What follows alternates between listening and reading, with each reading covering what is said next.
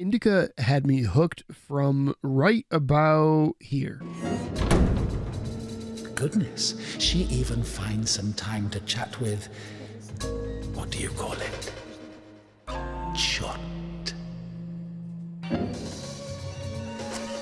Poor girl.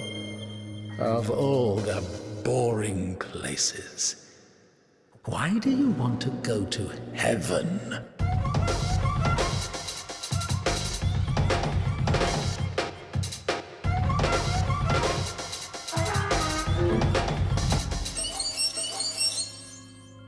That's the initial trailer for the game. The weird, erratic jazz, the tonal dissonance between the setting and the British guy telling me that Indika's actually a naughty Russian nun that communes with the devil? Yeah, I was interested. So when 11-Bit Studios sent me an email with a key to the demo so that I could get a jump start on it before it shows up during Next Fest, I was totally down. Most of the videos on this game right now are just people playing the game and reacting to it, which is totally fine. It's what we all do when we stream games. But I want to actually break down what Indika has on offer for us so far. Now, I don't know if this is just for the demo or what, but straight from the main menu, there's this weird disconnect between some of the UI and what the game is actually doing. It looks like Noida or a funky pixel art game, and picking up collectibles gives you points towards leveling up, and you get to level up your Christianity. Now, I can't confirm this because I haven't data mined the numbers yet, but I hear the Repentance skill tree is kind of OP in the late game. The demo starts in a weird place, a few hours into the full game if I had to guess. Things have already happened, this guy's mad we threw away his gun, we're on a journey of some sort, there's a lot going on. This guy, whose name is Ilya, is a prison escapee with a shriveled up broken arm that's frostbitten and 100% needs to be amputated. The demo does a good job letting us know exactly who he is, which is a fucking coward that has to say this to Indika to remind her who's in charge here. You know, I would have already fucked you up with my bare hands if I wanted. What a pussy.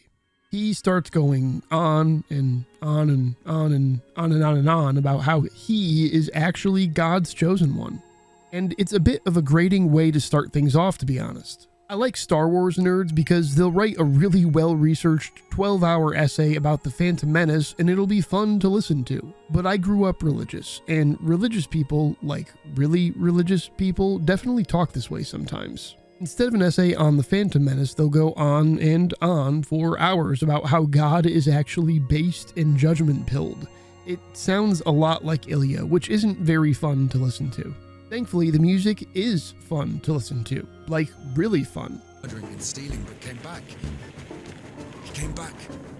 Do you understand? I think the Lord is happier to see one repentant sinner than 100,000 righteous people. Don't care, didn't ask, cry about it, stay mad, get real, Elmald, seed cope. Putting jazz in places it doesn't belong is one of my favorite ways to soundtrack a game, and Indika's devs themselves on their Steam page say that they are challenging the industry's approach to creating games. I fuck with that. As far as the gamification of being a nun goes, there's a dedicated prayer button where Indika prays and, as the game describes, attempts to drown out the devil's voice. Remember that British guy from the trailer? Well, a few minutes into the demo, we got separated from Ilya, and that British guy just starts talking mad shit to us. Indika took a liking to him. Who, this one? When we press the pray button, he stops talking. Prayer beads that block out the devil's voice. When we press the button, he stops talking. Yeah, so the British guy talking shit is the devil himself. Open it. See for yourself. No. Reading someone else's letter is a greater sin than not delivering it. Greater? How much greater? The characterization here is already amazing too, because he starts poking at Indika's beliefs and making her rank sins to categorize and quantify just how bad each action is in relation to each other. Pocketing a ruble, for example. Is that worse? Worse. How much worse? This is nonsense. You can't compare such things. Why not?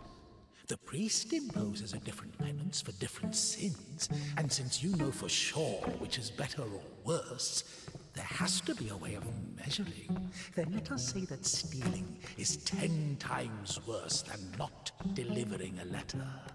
What about murder? Let us put that at 1,000 letters. That would mean that if a postman were to lose a sack full of letters, we'd have a murderer. He wants her to open this letter, and the second she does, it fucking hits. Perhaps you should not open it. Do not do it.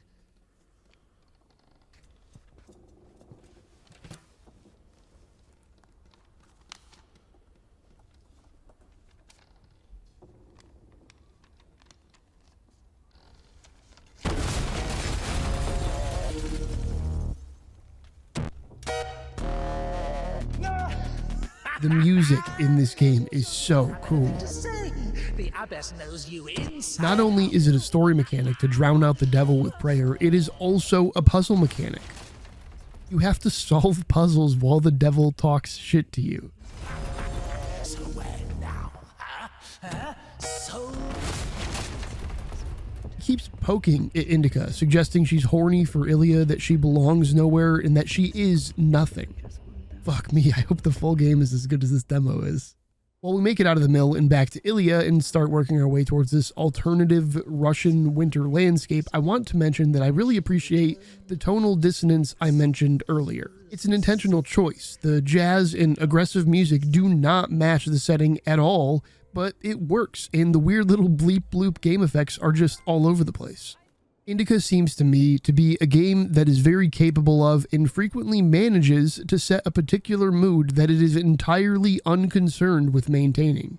They stick you in this giant, desolate, broken down paint factory that creaks and cracks with the barely functioning mechanical parts and gears all over the place.